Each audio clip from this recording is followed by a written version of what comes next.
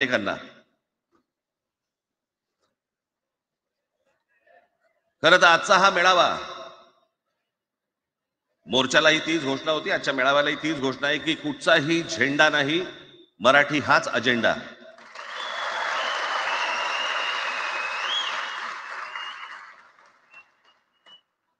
माझ्या मराठीकडे, माझ्या महाराष्ट्राकडे वेडावाकड्या नजरेने पाहायचं नाही कोणी.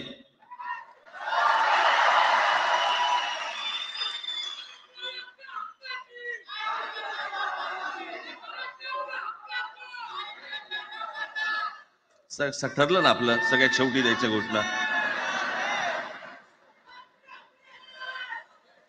बसा, शांत बसा.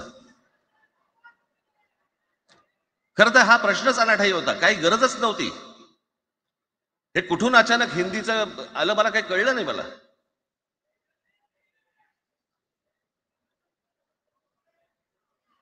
आणि हिंदी कशासाठी? हिंदी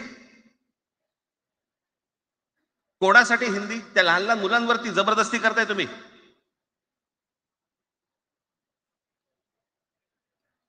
कोणाला विचारायचं नाही, शिक्षण तज्ञांना काही विचारायचं नाही, कोणाला काही विचारायचं नाही. बस आमची सत्ता आहे, आमच्याकडे बहुमत आहे, आम्ही लादणार.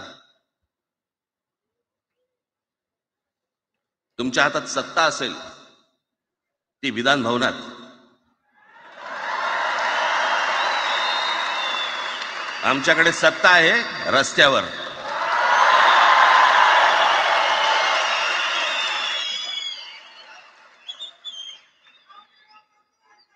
एक पत्र लिहिलं, 2 पत्र लिहिली,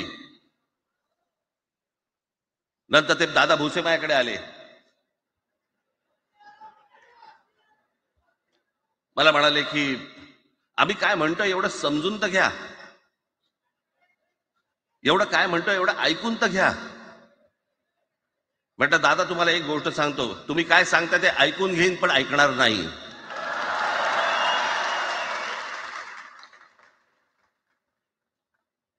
मराठीच्या विषयामध्ये त्याच्यात तुम्ही तिसरी भाषा लादताय. त्रिभाषा सूत्र, कुठलं त्रिभाषा सूत्र आणलं? त्रिभाषा सूत्र ज्या वेळेला आलं ते फक्त सेंट्रल गव्हर्नमेंट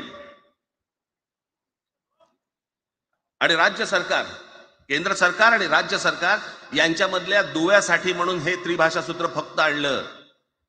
आज कोर्टात आहे, तुम्ही हायकोर्टात जा, सुप्रीम कोर्टात जा, इंग्रजीमध्ये सगळ्या गोष्टी होतात. कुठे आहे त्रिभाषा सूत्र?